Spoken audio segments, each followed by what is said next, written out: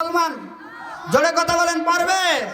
ভারতের মধ্যে এই মোদি বাবরি মসজিদ ভেঙেছে একটি, কয়টি? একটি ভেঙেছে। আল্লাহ রাব্বুল আলামিন ভারতের পাশে রাষ্ট্র বাংলাদেশ, বাংলার জমিনে আল্লাহ তাআলা বলে, এই মোদি দেখ, তুই মসজিদ ভেঙেছিস একটা, আর তোর পাশে রাষ্ট্র বাংলাদেশ, বাংলাদেশের প্রধানমন্ত্রী মাননীয় শেখ হাসিনার দ্বারায় আমি প্রত্যেকটি উপজেলায় 560টি মডেল মসজিদ তৈরি করে দিয়েছি। আল্লাহু আকবার বলেন। আর সকলে জবান খুলে বলুন, আউযু বিল্লাহি মিনাশ শাইতানির রাজীম।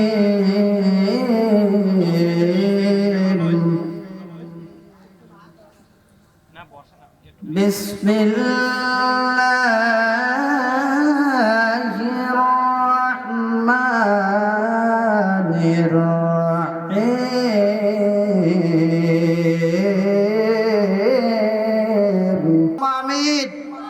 আমরা আলোচনায় ঢোকার পূর্বেই আমি দুই একটি তাকবীর দিয়ে আমার আলোচনা শুরু করতে চাই।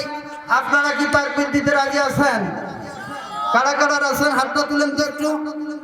লিল্লাহি তাকবীর। হয় নাই? আরো জোরে লিল্লাহি তাকবীর। আরো জোরে লিল্লাহি তাকবীর। আল কোরআনের আলো, দ্বীন ইসলামের আলো, কোরআন হাদিসের আলো শুধু ঘরে ঘরে জ্বালালে হবে? এই কোরআনটা সংসদে যাক, কোরআন দিয়ে আইন পাস হোক, এই কোরআন দিয়ে সমস্ত কিছু রাষ্ট্রনীতি, পারিবারিক নীতি, আমাদের যা কিছু আছে না কেন, সমস্ত জায়গায় যদি কোরআনের আইন থাকে তাহলে গোটা বিশ্ব সোনার পৃথিবী হয়ে যাবে। কথা বলেন ঠিক না ঠিক? আরো জোরে কথা বলেন ঠিক না ঠিক? এই জন্য আমরা চাই কোরআন দিয়ে প্রত্যেকটি মানুষ তার জীবন পরিচালনা করা। কথা বলেন ঠিক না ঠিক? এই জন্য আল্লাহ রাব্বুল আলামিন বলেছেন, পৃথিবীতে মানুষ আমি আল্লাহ তাআলা সৃষ্টি করেছি একমাত্র আমি আল্লাহ তাআলার গোলামি এবং দাসত্ব করার জন্য, এবং আমি আল্লাহ তাআলার কাছে তারা একমাত্র মাথা নত করবে। কোন মানুষের কাছে মাথা নত করতে পারে না। পারে? আরো জোরে কথা বলেন, পারে? দুই একজন যদি আমাদের কোরআনের বিরোধিতা করে যায় তাহলে কি কোরআনকে ধ্বংস করতে পারবে মুসলমান? জোরে কথা বলেন পারবে? ভারতের মধ্যে এই মোদি বাবরি মসজিদ ভেঙেছে একটি, কয়টি? একটি ভেঙেছে। আল্লাহ রাব্বুল আলামিন ভারতের পাশে রাষ্ট্র বাংলাদেশ, বাংলার জমিনে আল্লাহ তাআলা বলে, এই মোদি দেখ, তুই মসজিদ ভেঙেছিস একটা, আর তোর পাশে রাষ্ট্র বাংলাদেশ, বাংলাদেশের প্রধানমন্ত্রী মাননীয় শেখ হাসিনার দ্বারায় আমি প্রত্যেকটি উপজেলায় 560টি মডেল মসজিদ তৈরি করে দিয়েছি। আল্লাহু আকবার বলেন। আরো ধরে বলেন আল্লাহু আকবার। লিল্লাহি তাকবীর। আমার বন্ধুগণ,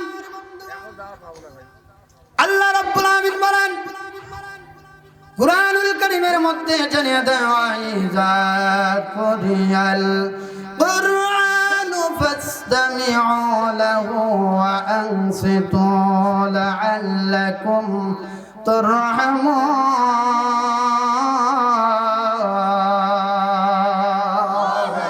আল্লাহ রাব্বুল আলামিন ডাক দিয়ে পৃথিবীর সমস্ত বান্দা এবং বান্দীদেরকে ডাক দিয়ে বলে, যারা দুনিয়ার মধ্যে কোথাও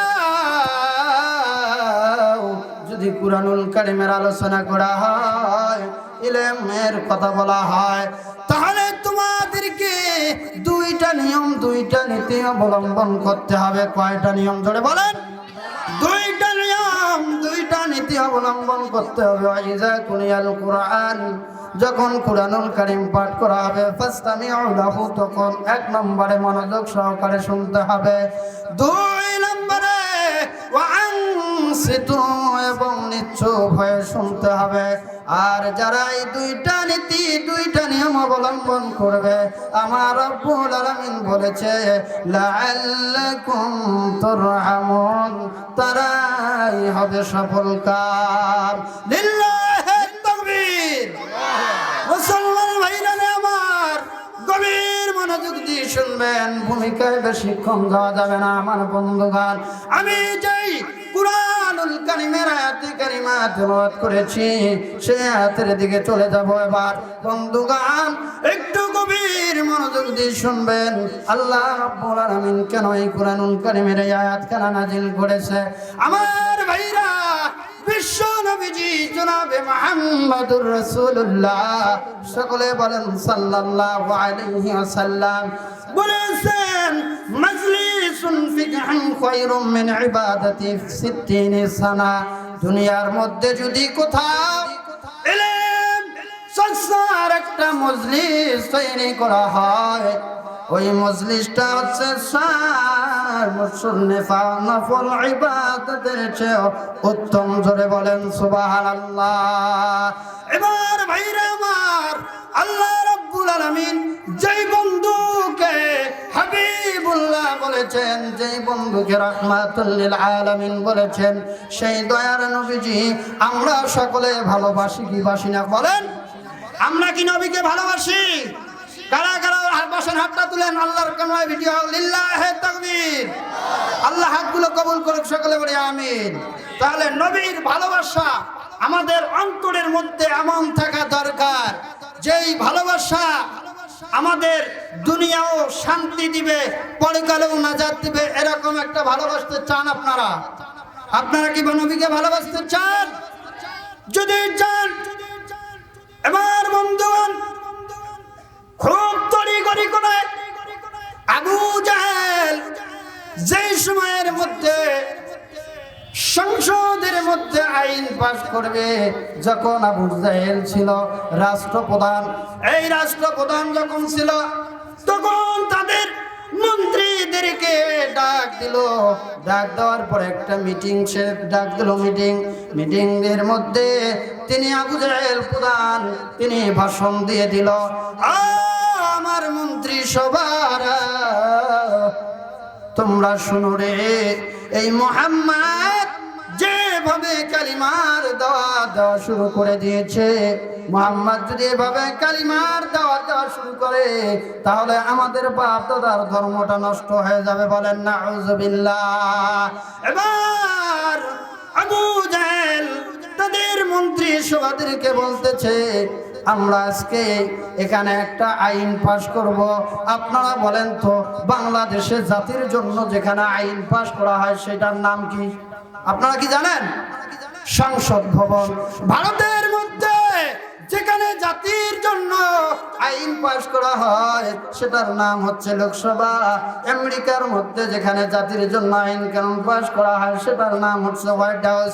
সেই সময় আবু জাহেল রাষ্ট্রপ্রধান, ওনার একটা সংসদ ছিল, যে সংসদের নাম হচ্ছে দারুন নাদওয়া। এখানে যারা আলেম ওলামা আছেন তারা বুঝতে পারবেন। দারুন নাদওয়ার মধ্যে তার মন্ত্রী সভাদেরকে নিয়ে তিনি ভাষণ দেওয়া শুরু করে দিলেন। তিনি একটা আইন পাশ করে দিলেন। তিনি ওখানে কি আইন পাশ করলো? তার মন্ত্রীদেরকে বলল, তোমরা মুহাম্মদকে ধরে জেলের মধ্যে ঢুকাও। বলো নাউযুবিল্লাহ। লিল্লাহি তাকবীর। মুহাম্মদকে তারা ধরে জেলের মধ্যে ঢুকাবে, এরকম একটা তারা পরিস্থিতি মিটিং গোপনে করে ফেললো। বলেন আরেকবার নাউযুবিল্লাহ। এবার বন্ধুগণ, মুহাম্মদকে যখন জেলের ভিতরে ঢুকাবে, আমার আল্লাহ কি চুপ করে থাকবে নাকি? বলেন, আমার আল্লাহ চুপ করে থাকতে পারে না। আল্লাহ ডাক দিয়ে বলেন, ইয়া রাসূলুল্লাহ,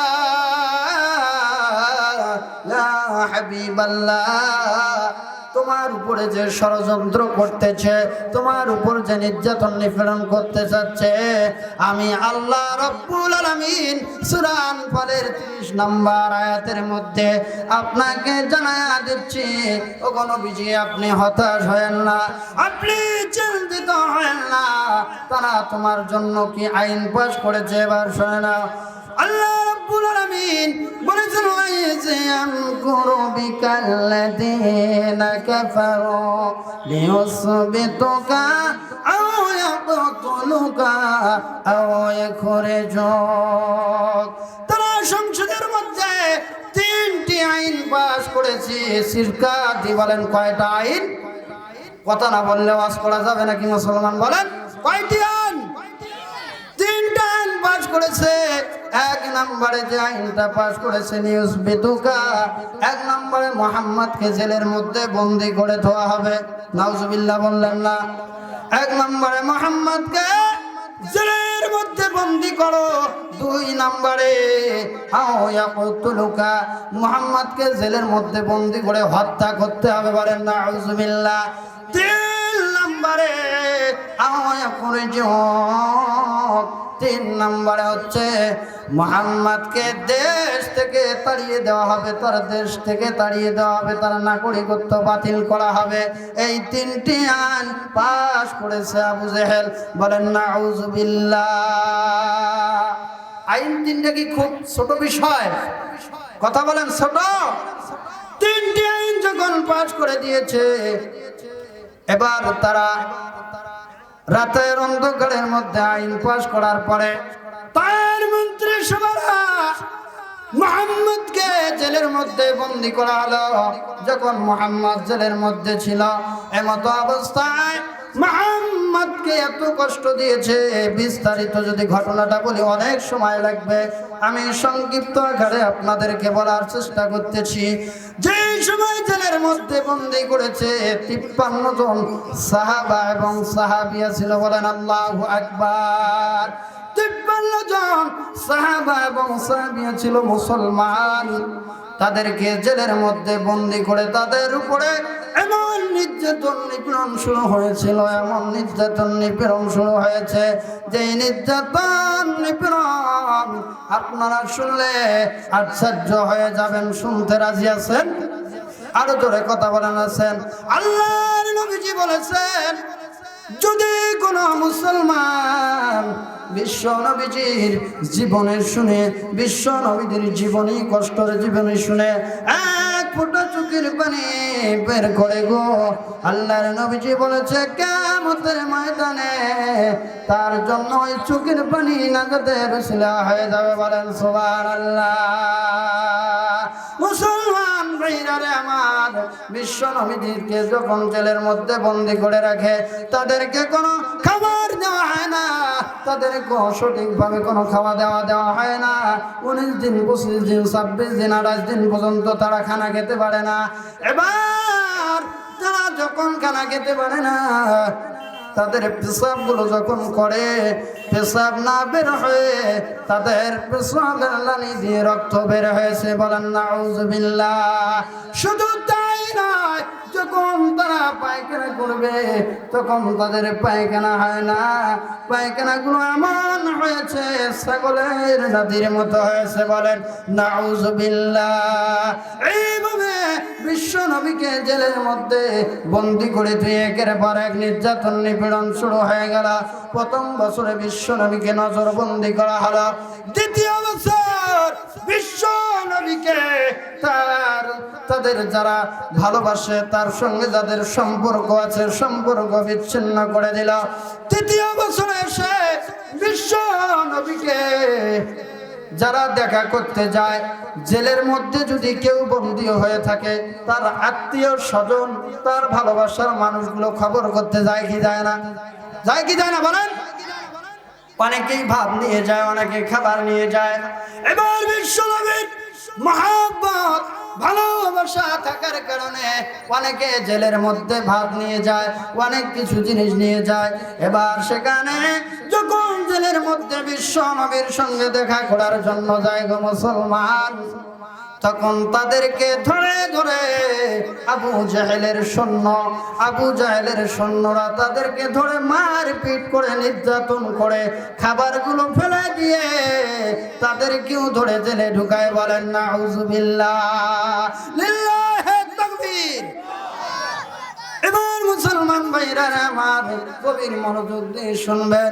যখন বিশ্ব নবীজি সঙ্গে মানুষ দেখা করতে যায়, দেখা করতে দেয় না। এই আইনটা পাশ করেছিল কে? আবু জাহেল। কে?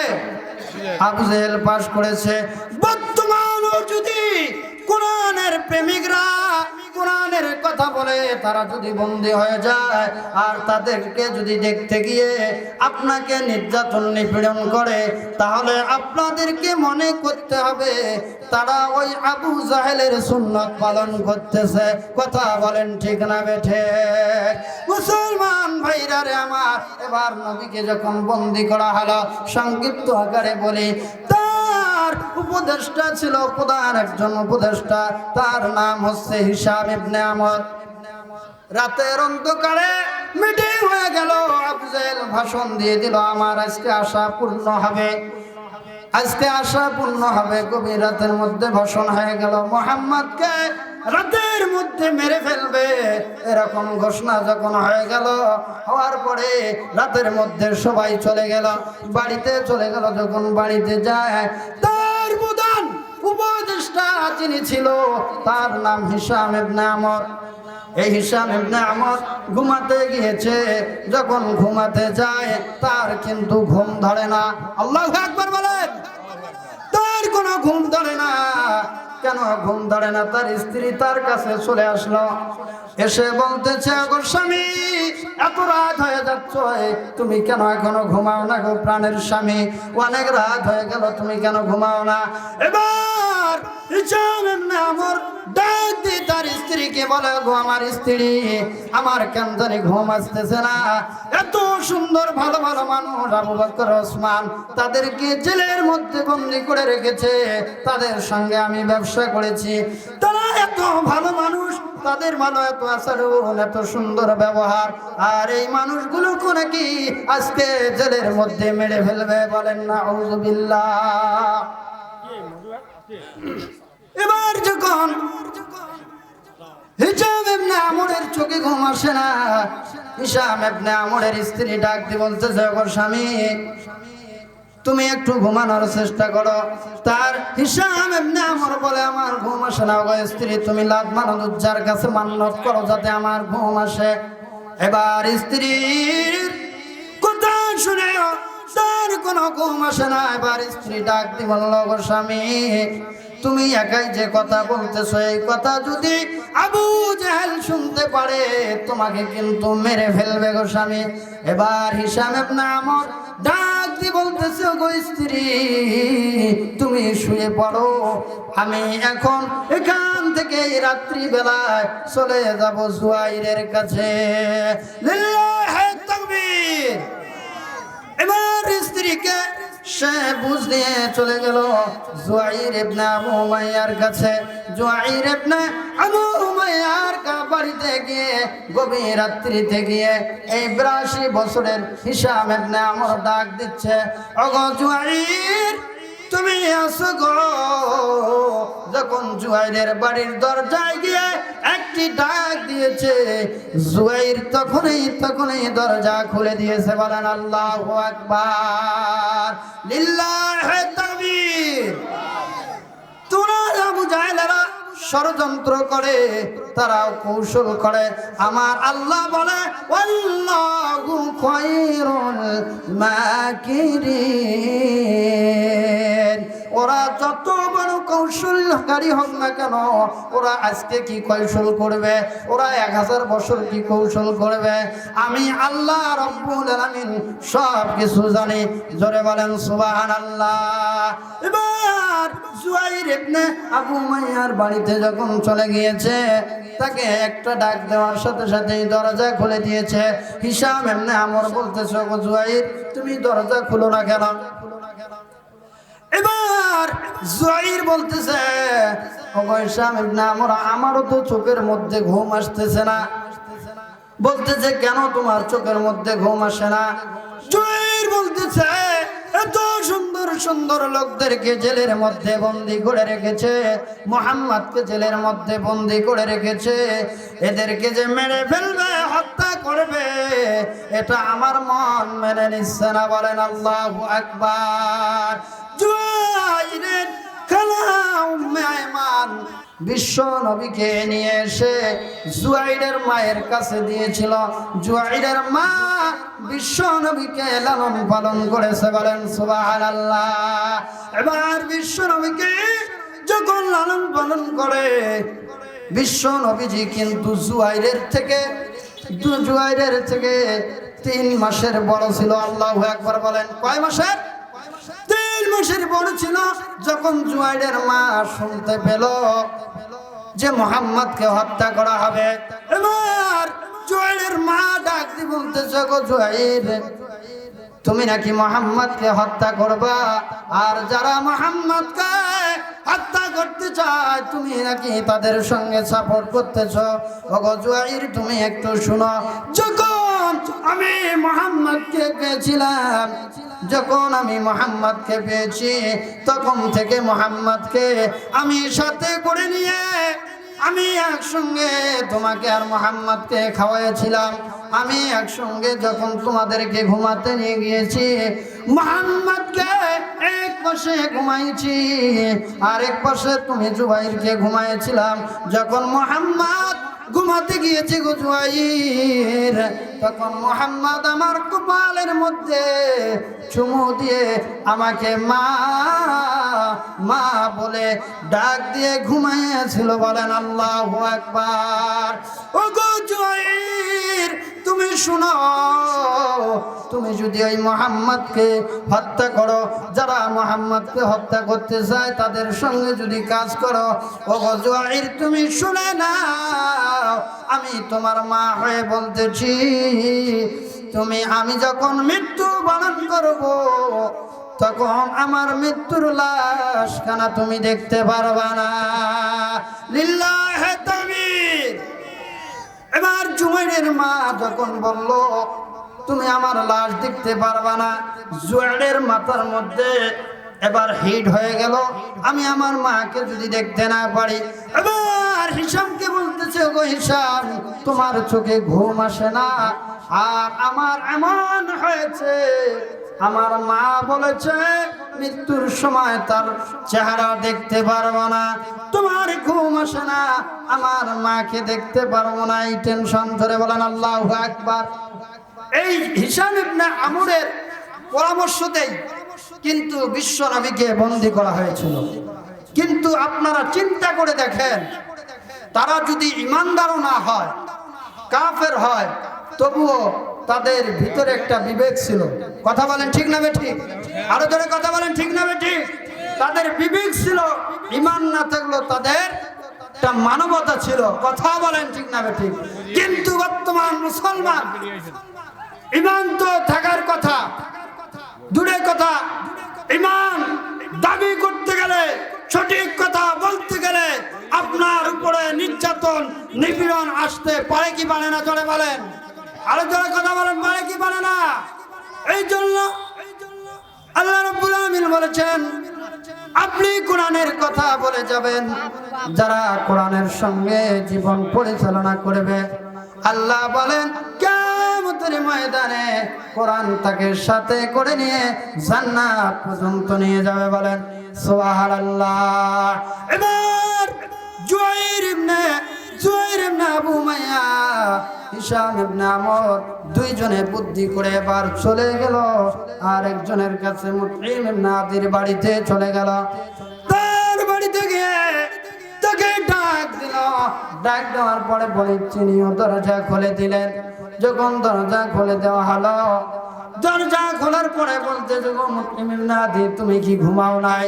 এবার মুতঈম ইবনে আদি বলতেছে, আমিও ঘুমাই নাই। কেন ঘুমাও নাই? এবার বলতেছে, মুহাম্মদকে যখন জেলের মধ্যে বন্দী করা হয়, মুহাম্মদকে যখন জেলে ঢুকানো হয়, তার 15 দিন আগে মুহাম্মদ আমাদের বাড়িতে এসেছে। বাড়িতে এসে মুহাম্মদ আমার ছেলের মুখে, তার মুখ থেকে একটা লালা বের করে দিয়ে আমার ছেলের মুখে লালাটে যখন দিয়েছে, তখন থেকে আমার সন্তান যুবরা 5.5 মাস বয়সে কথা বলা শুরু করে দিয়েছে, বলেন সুবহানাল্লাহ।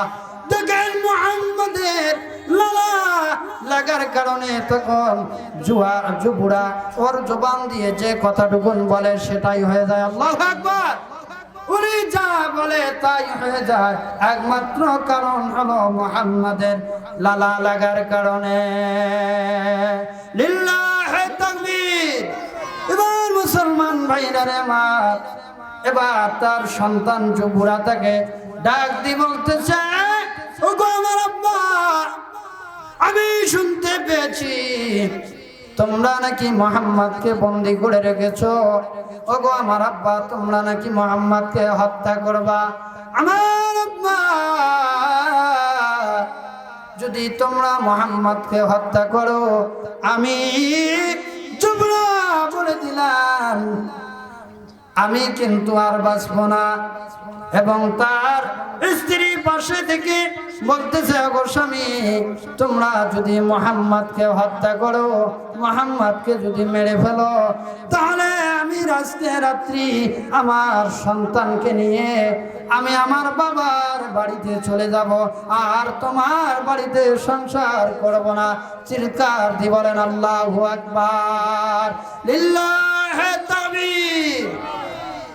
দেখেন আল্লাহ রাব্বুল আলামিন, তারা ইমানদার না হলো তাদের মগজের মধ্যে, তাদের ব্রেনের মধ্যে আল্লাহ তাআলা এমন একটা নবীর ভালোবাসা তৈরি করে দিয়েছে, তারা নবীর জন্য পাগল হয়েছে।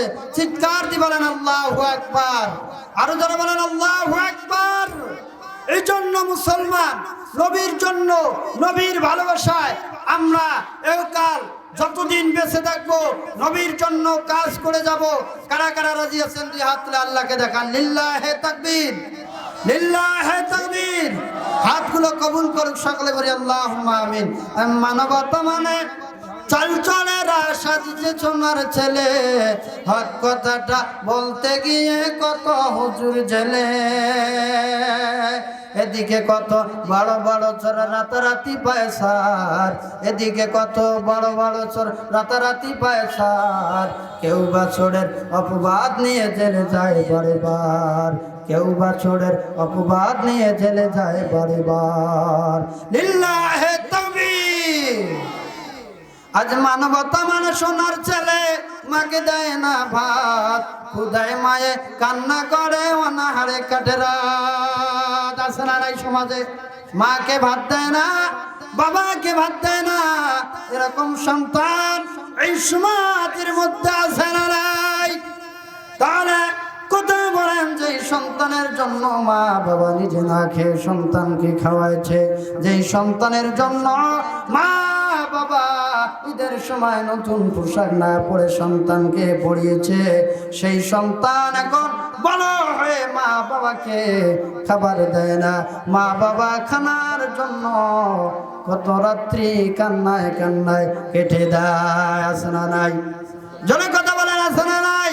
আজ মানবতা মানে সোনার ছেলে, মাকে দেয় না ভাত, খুদায় মায়ে কান্না করে অনাহারে কাটে রাত।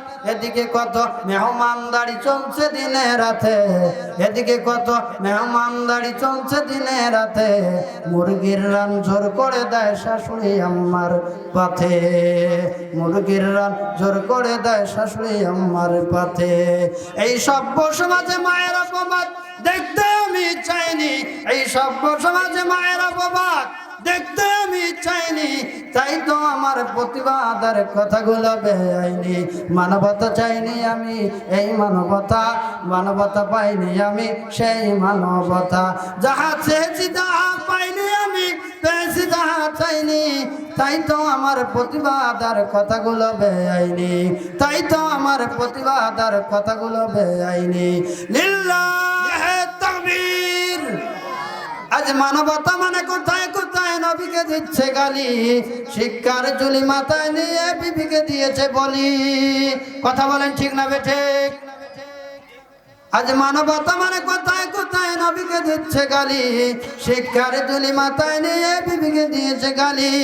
নবী না এলে তুমি আসতে না সে কথাও কিছু বলে, নবী না এলে তুমি আসতে না সে কথাও কিছু বলে। তাই তো তুমি ছাগলের মতো গালি দাও বারে বারে, তাই তো তুমি অদমের মতো গালি দাও বারে বারে। লিল্লাহি তাকবীর। গভীর মনোযোগ দিয়ে শুনবেন গো মা। ও গো মা, তোমরা তো ওলি আল্লাহর মা গো। তোমাদের পেট থেকে জামানার বড় বড় কুতুবেরা বের হবে, তোমাদের পেট থেকে হক্কানি ওলামায়ে কেরাম বের হবে। ও মা, তোমরা যদি 4টি আমল 4টি কাজ করো গো মা, তোমাদের জন্য আল্লাহর নবীজি বলেছেন 8টি জান্নাতের দরজা খুলে দিবে। বলেন সুবহানাল্লাহ। 1 নম্বর কাজ হলো, 1 নম্বর আমলটি হলো 5 ওয়াক্ত সালাত আদায় করতে হবে। 1 নম্বর আমল গো মা, যদি কোনো মা সঠিকভাবে 5 ওয়াক্ত সালাত আদায় করে, আল্লাহ রাব্বুল আলামিন যদি কবুল করে নেয়, তার জন্য জান্নাত। সুবহানাল্লাহ বলেন। 2 নম্বর আমলটা হচ্ছে গো মা, 2 নম্বর আমলটা হলো এই পবিত্র মাহে রমজান আসতেছে, রমজানের যদি রোজাগুলো কোনো মা সঠিকভাবে আদায় করে, কোনো মা যদি সঠিকভাবে আদায় করে, পালন করে, 3 নম্বর যে আমলটা হলো ও গো মা, 3 নম্বরে পর্দা করতে হবে। 3 নম্বরে পর্দা করতে হবে গো মা। আপনি যদি পর্দা করেন, পর্দার মধ্যে চলেন, আল্লাহ রাব্বুল আলামিন দুনিয়ার মধ্যে আপনাকে শান্তি রাখবে গো মা। ও মা, আপনার সন্তানকে আপনি কোনো সময় নোংরা পোশাক পরে স্কুলে পাঠিয়ে দিবেন না গো মা। আপনি কখনো নোংরা পোশাক পরে বের হবেন না গো মা। ও মা, আপনি আপনার সন্তানকে যখন স্কুলের মধ্যে পাঠিয়ে দিবেন, মক্তবের মধ্যে পাঠিয়ে দিবেন, তাকে সুন্দর একটি হিজাব পরায়া, ডলা ডিলা বোরকা পরায়া স্কুলে পাঠিয়ে দিবেন গো মা। আর যদি আপনি আপনার পর্দাকে ঠিক রাখেন, 4 নম্বর যে আমলটা করবেন, 4 নম্বরে স্বামীর খেদমত করতে হবে। অনেক স্ত্রী রয়েছে, তারা স্বামীর কথা শুনতে চায় না, স্বামীর কথা মানতে চায় না। ও গো মা, আজকের এই মাহফিল থেকে যদি বেশি নয় 1টি আমল আপনি করতে পারেন, এই মাহফিল কমিটি এবং যারা আয়োজন আছে সকলেই, বক্তা শ্রোতা সকলেই সাকসেস হয়ে যাবে। বলেন সুবহানাল্লাহ। 4 নম্বরে গো মা, স্বামীর খেদমত করতে হবে। স্বামী অনেক ক্লান্ত হয়ে যখন বাহিরে থেকে আপনার বাড়িতে আসবে, তখন অনেক স্ত্রী রয়েছে, স্বামী ক্লান্ত হয়ে বাড়িতে আসে, যখন ভাত খাবে, ভাত খানা খাওয়ার জন্য প্রস্তুতি নেয়, তখন যখন তার স্বামী বলে, স্ত্রী গো আমাকে খানা খেতে দাও, এমন কিছু আমার মা বোনেরা রয়েছে, তারা তার স্বামীকে বলে, ও গো স্বামী, ওখানে আমি ভাত তরকারি তৈরি করে রেখেছি, তুমি একটু নিয়ে খাও। এটা কি ঠিক হবে বলেন? এটা কি স্বামীর খেদমত হতে পারে? এই জন্য আমি আমার মা বোনদেরকে আজকের এই মাহফিল থেকে বলতে চাই গো মা, তোমরা স্বামীর খেদমত করবা। যখন স্বামী বাড়িতে আসবে, তোমার এই কাপড় দিয়ে স্বামীর ঘামগুলো মুছায়া দিবা। আল্লাহ খুশি হয়ে এই 4টি আমল যদি করেন, আপনাকে 8টি জান্নাতের দরজা খুলে দিবে। বলেন সুবহানাল্লাহ। লিল্লাহি তাকবীর। বলেন